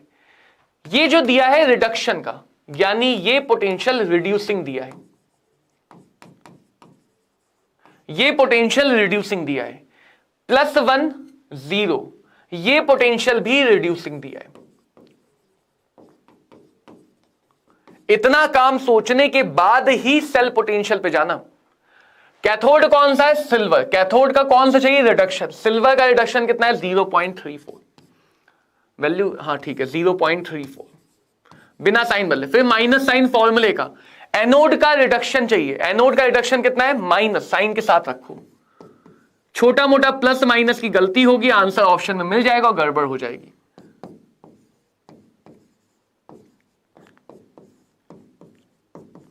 तो वोल्टेज कितना आ गया, 1.1 वोल्ट। क्वेश्चन ने कंसंट्रेशन नहीं दिया था तो ई नॉट निकाल के आंसर कर दिया, ई नॉट निकाल के आंसर कर दिया। तो ये बात तुम्हें समझनी थी जो अभी हमने समझ ली है। आई थिंक सबको समझ में आ गई होगी, आई थिंक सबको समझ में आ गई होगी। एक और मैं तुम्हें दिखाता हूं, जैसे ये वाला क्वेश्चन है, एक रिएक्शन दी है, पोटेंशियल दिया है, पोटेंशियल पॉजिटिव होने का मतलब स्पॉन्टेनियस है, तो पोटेंशियल दिया तो तुम बता सकते हो स्पॉन्टेनियस है या नहीं है, क्वेश्चन पूछे तो। सेल की रिएक्शन पूछी है, देखो सॉल्ट ब्रिज के लेफ्ट में एनोड, राइट में कैथोड, एनोड पे ऑक्सीडेशन यानी ए से A+ बनना, ये गलत, ये गलत, और कैथोड पे रिडक्शन यानी B+ से B बनना, ये सेल रिएक्शन हो गई। तुम इसी को अलग अलग कर भी सकते हो, इसी को अलग अलग लिख भी सकते हो। एनोड पे हमेशा ऑक्सीडेशन होना चाहिए अगर रिप्रेजेंटेशन दिया है, कैथोड पे हमेशा रिडक्शन होना चाहिए। अगर रिप्रेजेंटेशन नहीं दिया है, रिएक्शन दी है तो रिएक्शन से ढूंढ लो ऑक्सीडेशन वाला एनोड, रिडक्शन वाला कैथोड। रिप्रेजेंटेशन दिया है तो रिप्रेजेंटेशन में लेफ्ट वाला एनोड, राइट वाला कैथोड, ढूंढने की भी जरूरत नहीं है, लेफ्ट वाला एनोड, राइट वाला कैथोड।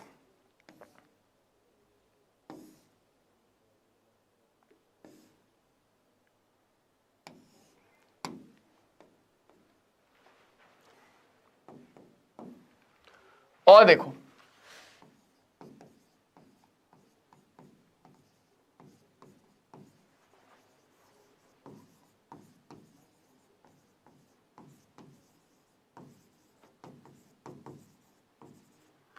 दोनों के मतलब एक है।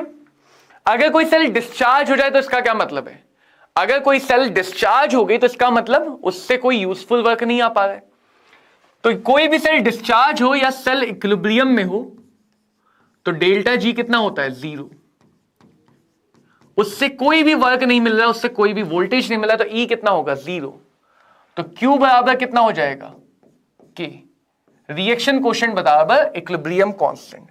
तो अगर इसको नर्स्ट इक्वेशन में रख दें, E बराबर E naught minus 0.0591 divided by n log के लॉग क्यू। तो जब ये 0 होता है तब हम कहते हैं कि सेल हमारी डिस्चार्ज हो गई या सेल इक्विलिब्रियम पे आ गया। तो अगर ये 0 है तो ये कितना हो जाएगा? ये हो जाएगा इक्विलिब्रियम कांस्टेंट। तो यहां से अगर हम देखें तो ई नॉट बराबर आ जाएगा 0.0591 डिवाइडेड बाय एन लॉग के। और तुमने एक इक्वेशन और पढ़ी है थर्मोडायनेमिक्स या इक्विलिब्रियम में, डेल्टा जी नॉट बराबर -2.303 RT लॉग के। वो भी यहीं से आई है। डेल्टा जी और ई का रिलेशन यूज कर लोगे तो जैसे नर्स्ट इक्वेशन है वैसे ही डेल्टा जी के लिए भी इक्वेशन लिख सकते हो। तो इक्विलिब्रियम कांस्टेंट को हम अगर क्वेश्चन डेल्टा जी नॉट से बोले तो उससे रिलेट कर लो, बहुत काम का इंपॉर्टेंट फॉर्मूला है ये। अगर क्वेश्चन सेल पोटेंशियल से बोले तो उससे रिलेट कर लो, ठीक है। सेल डिस्चार्ज है तो डेल्टा जी 0 होगा लेकिन डेल्टा जी नॉट जो 1 कंसंट्रेशन पे होता है वो 0 नहीं होगा। ई नॉट वो भी 0 नहीं होगा क्योंकि ये इक्विलिब्रियम के टाइम के नहीं, किसी और टाइम के।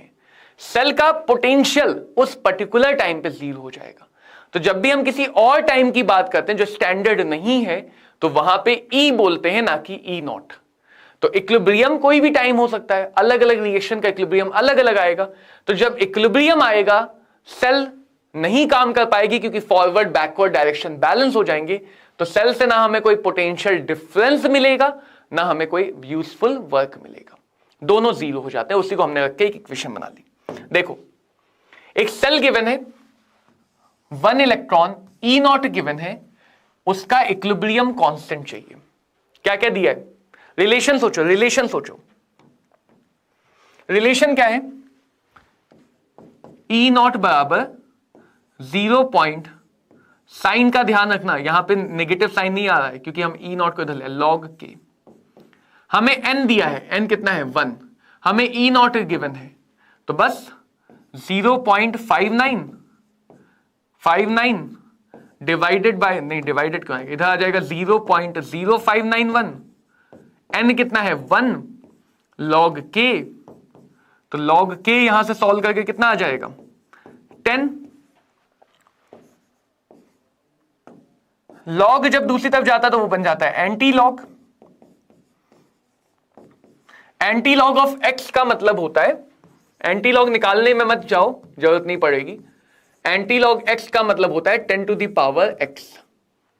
एंटी लॉग एक्स का मतलब होता है 10 टू द पावर एक्स। अगर मान लो एंटी लॉग 2.5 है तो इसका मतलब 10, एंटी लॉग 2.3 है तो इसका मतलब 10 टू द पावर 2.3।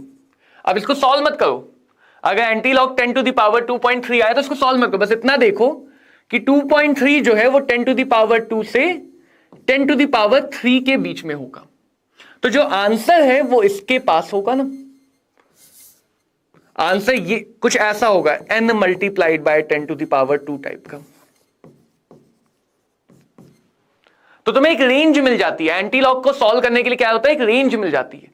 जैसे यहां पर तो चलो सीधे सीधे आ गया, तो k आ गया 10 टू द पावर 10, k सीधे कितना आ गया 10 टू द पावर 10। बट अगर मान लो k आता एंटी लॉग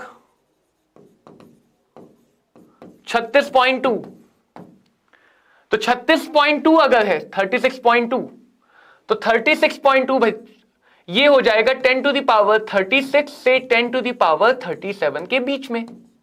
बस इसके बीच का आंसर ढूंढ लो, ऑप्शन में इसके बीच का आंसर ढूंढ लो, तुम्हें कभी भी एंटी लॉग निकालने की जरूरत नहीं पड़ेगी।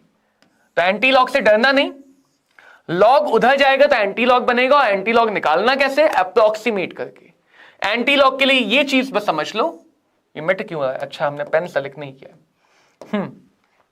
एंटी लॉग के लिए बस ये चीज समझ लो कि किसी भी चीज का antilog 10 to the power होता है,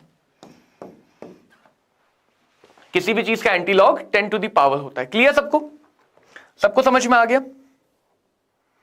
ऐसा क्वेश्चन देखो, ये क्वेश्चन बढ़िया क्वेश्चन है, बढ़िया था इसीलिए 2 बार पूछा गया, तो हो सकता है 2024 में भी पूछ ले। कहा दिया है, ठीक है ठीक है ठीक है। इस सेल को डैनियल सेल बोलते हैं, ये चाहो तो आप याद रखो, पहले भी आ चुका है। इसका ईएमएफ है E1। When the concentration of ZnSO4 is changed to 1, copper sulfate is changed to 0.01, the EMF changes to E2.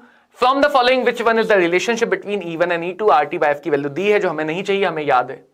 इतनी मदद मत करो, क्वेश्चन को पढ़ो, क्वेश्चन को पढ़ो और ध्यान दो।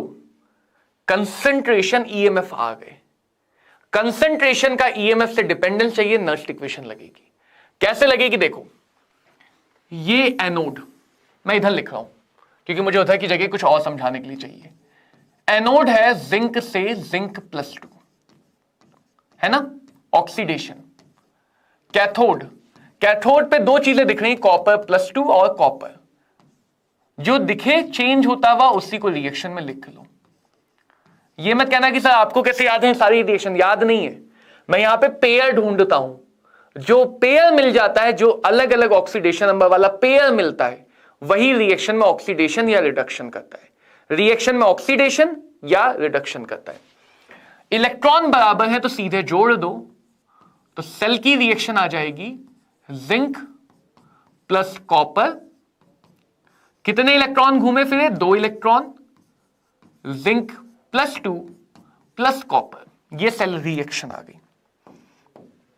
तो इस पे मैं नर्स्ट इक्वेशन क्या लगा सकता हूं, E बराबर, मुझे कैसे पता चला क्वेश्चन में नर्स्ट इक्वेशन लगाना है, क्योंकि क्वेश्चन ने कंसंट्रेशन की बात की और उसको बदलने की भी बात कर ली। इतनी हिम्मत, कितने इलेक्ट्रॉन, 2, लॉग। आरएचएस में क्या है, जो सोल्यूशन है उसी का कंसंट्रेशन बस लिखो, सॉलिड वाले को तो छोड़ दो। दूसरा क्या है, कॉपर +2, दूसरा क्या है, कॉपर +2। अब इस क्वेश्चन को 2 तरह से कर सकते हो, अब इस क्वेश्चन को 2 तरह से कर सकते हो। क्या तरीका है, पहला तरीका यह है कि अगर मैं इस रेशियो को देखूं,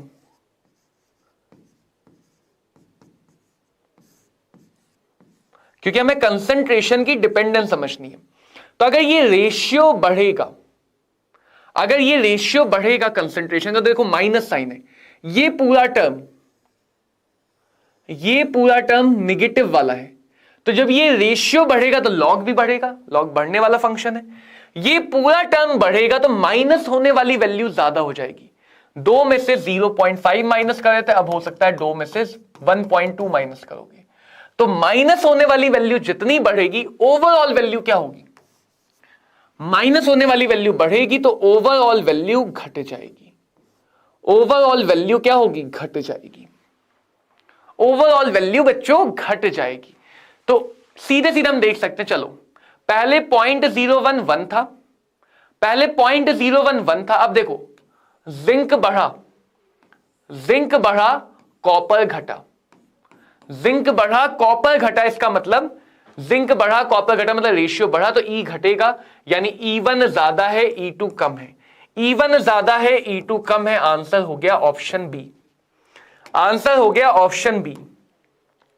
इतना करके, सिर्फ इतना लिख के, क्योंकि देखो वो तुम्हें धीरे धीरे आदत में आ जाएगा, तो सिर्फ इतना लिख के तुम इस क्वेश्चन को सॉल्व कर सकते थे।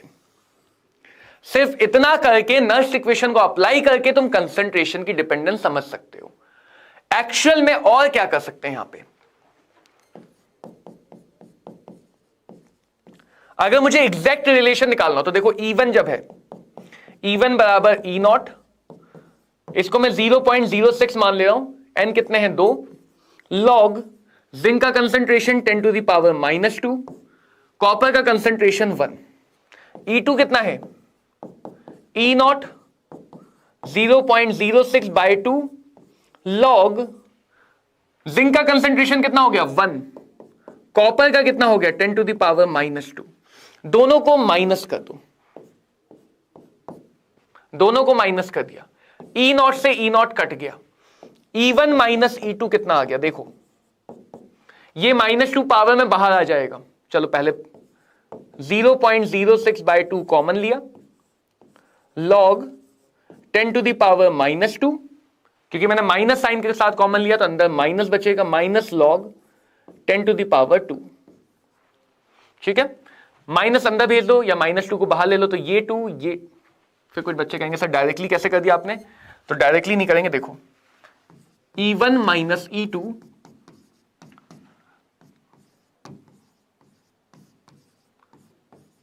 जो कॉमन मिला उसे कॉमन ले लिया, ये आ गया, या कॉमन भी नहीं लेते तुम्हारे लिए हम, चलो पूरा पूरा ही लिख देंगे इस बार, यही तो आया ना, यही तो आया ना, कॉमन नहीं ले रहा हूं। कुछ बच्चे इसमें कंफ्यूज हो जाएंगे, अभी मैं तुम्हें कंफ्यूज नहीं करना चाहता हूं, कॉमन ऑमन लेके माइनस किया, देख लो एक बार, माइनस किया और फिर देख लो, ये माइनस करा गया, ये प्लस बन गया, ये माइनस करा गया, ये प्लस बन गया, मैंने यहां पे ऐसे छोड़ दिया। लॉग की प्रॉपर्टी जो पावर है वो मल्टीप्लाई में आ जाती है। तुम्हें क्वेश्चन लंबा इसलिए लगे क्योंकि मैं ज्यादा डिटेल बता रहा हूं, एक एक स्टेप करके दिखा रहा हूं, वरना क्वेश्चन 2 लाइन का है। तो जो भी पावर है वो मल्टीप्लीकेशन में आ जाती है, ये 2 कटा, ये 2 कटा, माइनस माइनस प्लस होगा, 0.06, लॉग 10 की वैल्यू 1, 0.06, तो ये आ गया 0.12 वोल्ट। तो तुम्हें ये भी पता चल गया, एक तो ये पॉजिटिव है, इसका मतलब E1 बड़ा है E2 से, और कितना बड़ा है वो भी निकाल सकते हो। नीट इतने कैलकुलेशन नहीं करवाएगा तो तुमसे नहीं पूछेगा, लेकिन कितना बड़ा है वो भी तुम निकाल सकते हो। E1 E2 से बड़ा है, कितने वोल्ट बड़ा है, 0.12 वोल्ट बड़ा है। जो भी E2 की वैल्यू होगी उससे 0.12 वोल्ट ज्यादा होगा E1। जो भी E1 की वैल्यू है वो ज्यादा है, कितनी ज्यादा है, 0.12 वोल्ट। तो यहां पे हमने क्या किया, नर्स्ट इक्वेशन को कैसे यूज करते हैं वो सीखा है। नर्स्ट इक्वेशन को यूज करने से पहले सेल की रिएक्शन कॉपी में लिखी होनी चाहिए। 10 बार कॉपी में लिखोगे तभी एग्जाम में बिना लिखे कर पाओगे। जो बच्चा सोच रहा है कि मैं अभी डायरेक्ट कर लूं, वो एग्जाम में फिर गड़बड़ करता है। फिर उसके बाद नर्स्ट इक्वेशन में हमने वैल्यूज रखी, जिंक का कंसंट्रेशन, कॉपर का नया वाला कंसंट्रेशन, E1 E2 के 2 रिलेशन बने, उनको सबट्रैक्ट किया, सॉल्व किया, तो हमें E1 E2 में डिफरेंस भी मिल गया, कितना डिफरेंस है।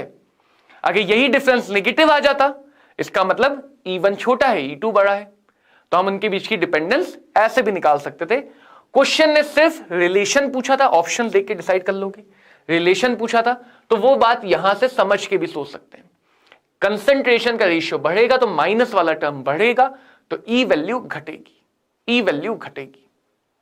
किसी क्वेश्चन में घटा के दे देंगे तो ई वैल्यू बढ़ा देना, किसी क्वेश्चन में घटा के दे देंगे तो ई वैल्यू बढ़ा देना। चलो अब कुछ क्वेश्चन तुम्हारे लिए होमवर्क रहेंगे। इक्विलिब्रियम कांस्टेंट, फ्री एनर्जी, ये सारे तुम्हारे लिए होमवर्क रहेंगे। एक और बात समझाऊंगा आज, जिसको हम बोलते हैं रेफरेंस इलेक्ट्रोड।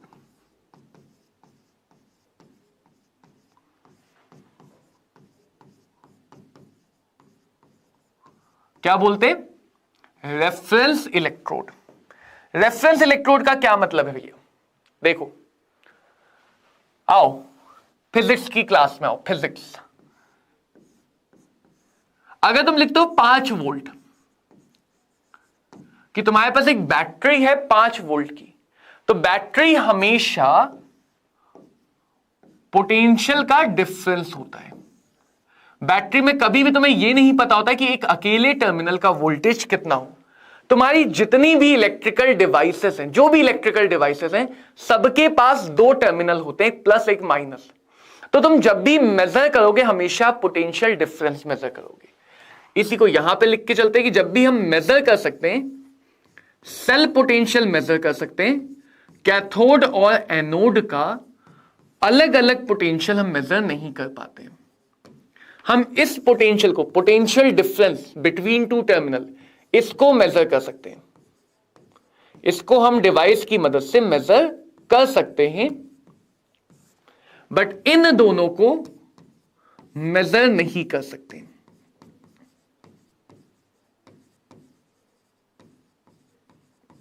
कोई बात नहीं, हमारे पास हर प्रॉब्लम का सॉल्यूशन है। हमारे पास एक प्रोसेस होती है जिसको हम बोलते हैं अर्थिंग, ग्राउंड करना। 5 वोल्ट की बैटरी है, प्लस माइनस, ये पॉइंट ए है, ये पॉइंट बी है, तो हमें ये पता है कि VA माइनस VB कितना है, 5 वोल्ट। ये काम आई थिंक तुमने अगर पोटेंशियल वाला चैप्टर शुरू किया फिजिक्स में तो अब तक कर लिया होगा 12th वाले बच्चों ने। अब अगर मैं इस साइड को ग्राउंड कर लूं, एक और बैटरी बना लूं पहले,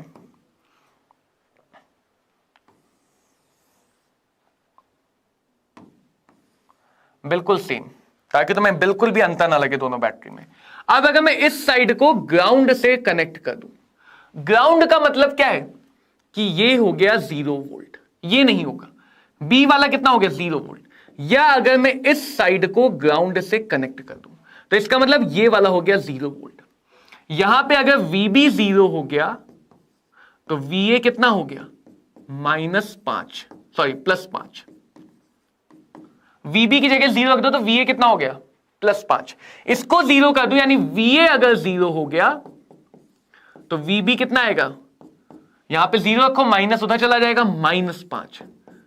तो इस बात को जरा समझो कि अगर मुझे किसी अकेले टर्मिनल का, किसी आधी सेल का, ये टर्मिनल ही तो है कैथोड एनोड, तो अगर मुझे किसी एक टर्मिनल का वोल्टेज चाहिए तो वो मैं तब तक नहीं बता सकता हूं जब तक मैं दूसरे टर्मिनल को 0 ना मान लूं। जब तक मैं दूसरे टर्मिनल को क्या ना मान लूं, 0। और जिस पॉइंट को हम 0 मानते हैं वो कहलाता है रेफरेंस पॉइंट। इलेक्ट्रोस्टैट में हम लोग ग्राउंड को, जमीन को रेफरेंस पॉइंट मान के चलते हैं। तो शायद ऐसा हो सकता है, अब ये तो फिजिक्स वाले सर ही क्लियर कर पाएंगे, कि रेफरेंस पॉइंट का वोल्टेज भी 0 हो ना हो, हमें नहीं पता। हमें नहीं पता क्योंकि हम अकेले पॉइंट का तो बता ही नहीं सकते हैं, हम सिर्फ डिफरेंस बता सकते हैं। तो हमने मान रखा है कि अर्थ इतनी बड़ी है, उसके अंदर इतने सारे चार्जेस हैं कि वो हमेशा न्यूट्रल रहती है, उसका वोल्टेज हमेशा 0 रहता है। तो जैसे हमने यहां पे माना है वही मतलब है रेफरेंस इलेक्ट्रोड। रेफरेंस इलेक्ट्रोड उसको कहते हैं जिसके लिए स्टैंडर्ड पोटेंशियल हमने कितना माना है, 0। तो अगर मैंने रेफरेंस इलेक्ट्रोड को कैथोड पे लगाया तो कैथोड का पोटेंशियल 0, एनोड का आ जाएगा। एनोड की जगह लगाया तो कैथोड का आ जाएगा। तो कहने का मतलब यह कि जो भी हम हाफ सेल के पोटेंशियल बताते हैं विद रिस्पेक्ट टू रेफरेंस बताते हैं। रेफरेंस मतलब किसी के रिस्पेक्ट में। तो इनकी जो भी वैल्यू बताई जाएगी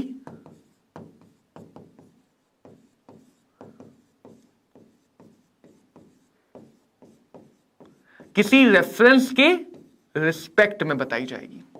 कौन सी वैल्यू, E0, क्योंकि E0 पता है तो E तो भाई हम निकाल ही लेंगे। सारी वैल्यू रेफरेंस नहीं कर सकते ना, E0 पता है तो E तो हम कंसंट्रेशन नर्स इक्वेशन से निकाल लेंगे।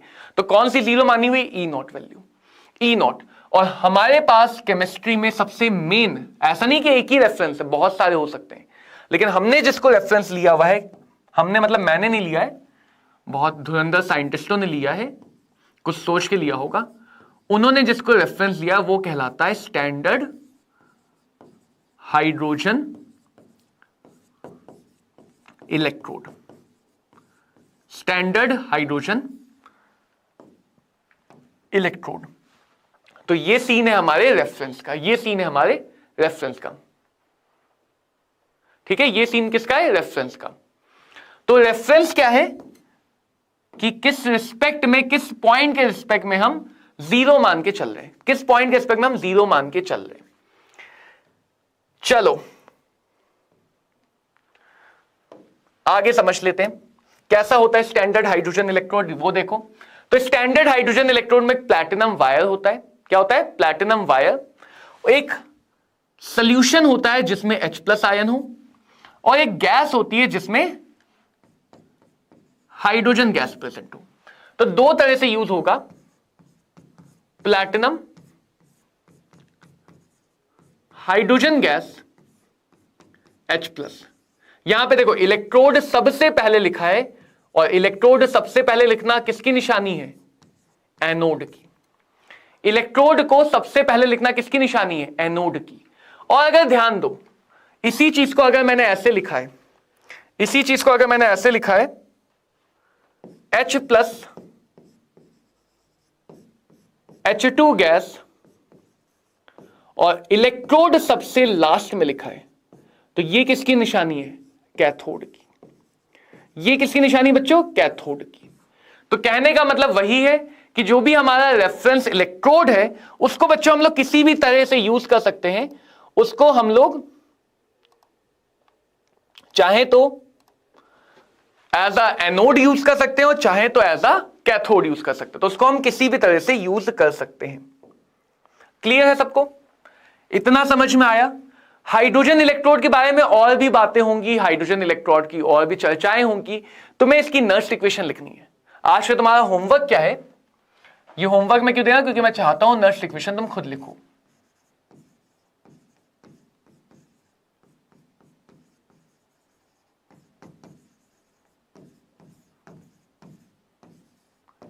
तो शी के लिए, इसको हम शॉर्ट में क्या बोलते हैं? शी बोलते हैं, स्टैंडर्ड हाइड्रोजन इलेक्ट्रोड। शी के लिए नर्स्ट इक्वेशन क्या होती है वो आपको लिखनी है, क्योंकि वो लिखोगे तो उससे 2-3 फॉर्मूले बनेंगे, जिसपे अभी मैं तुम्हें दिखा रहा हूं। यहां नहीं, यहां भी नहीं, यहां पे क्वेश्चन आया हुआ है। कब आया है? नीट एग्जामिनेशन में। कितनी बार आए? बहुत बार आए। कितनी बार आया? बहुत बार आया। तो अगली क्लास में हम लोग बच्चों यही बात करेंगे, स्टैंडर्ड हाइड्रोजन इलेक्ट्रोड क्या होता है, और ये भी बात करेंगे कि इलेक्ट्रोकेमिकल सीरीज क्या होती है। तो आज का तुम्हारा होमवर्क है, इन नोट्स में कुछ क्वेश्चन है नर्स्ट इक्वेशन पर बेस्ड, उन क्वेश्चन को सॉल्व करके आना। नोट्स कहां मिलेंगे? तो नोट्स भैया मिलते हैं टेलीग्राम के चैनल पे, फ्री में मिलते हैं, गिफ्ट्स फ्री एनर्जी की तरह। टेलीग्राम चैनल का लिंक कहां मिलेगा? तो टेलीग्राम चैनल का लिंक मिलेगा डिस्क्रिप्शन बॉक्स में, वो भी फ्री में मिलता है, गिफ्ट्स की फ्री एनर्जी की तरह। तो उम्मीद करता हूं बच्चों तुम्हें नर्स्ट इक्वेशन समझ में आई हो। गैल्वेनिक सेल में डेल्टा जी का रिलेशन काफी काम का है, क्योंकि उससे हम बहुत सारी बातें डिराइव करेंगे। अगली लेक्चर में गैल्वेनिक सेल वाला सेक्शन खत्म होगा, और उसके साथ ही इस चैप्टर का 50% कंप्लीट हो जाएगा। तो क्वेश्चन करना बहुत जरूरी, क्योंकि अगर वो क्वेश्चन तुमने नहीं किए तो खत्म तो हो जाएगा, लेकिन तुम भी खत्म हो जाओगे जब पेपर में सॉल्व करोगे। तो अगर तुम अच्छे से गैल्वेनिक सेल के सारे क्वेश्चन पे कमांड चाहते हो तो ज्यादा से ज्यादा क्वेश्चन की प्रैक्टिस करो। मिलेंगे बच्चों अगले सेशन में, तब तक के लिए बहुत बहुत thank you. All the very best. पढ़ते रहें और ऐसे ही मेहनत करते रहें।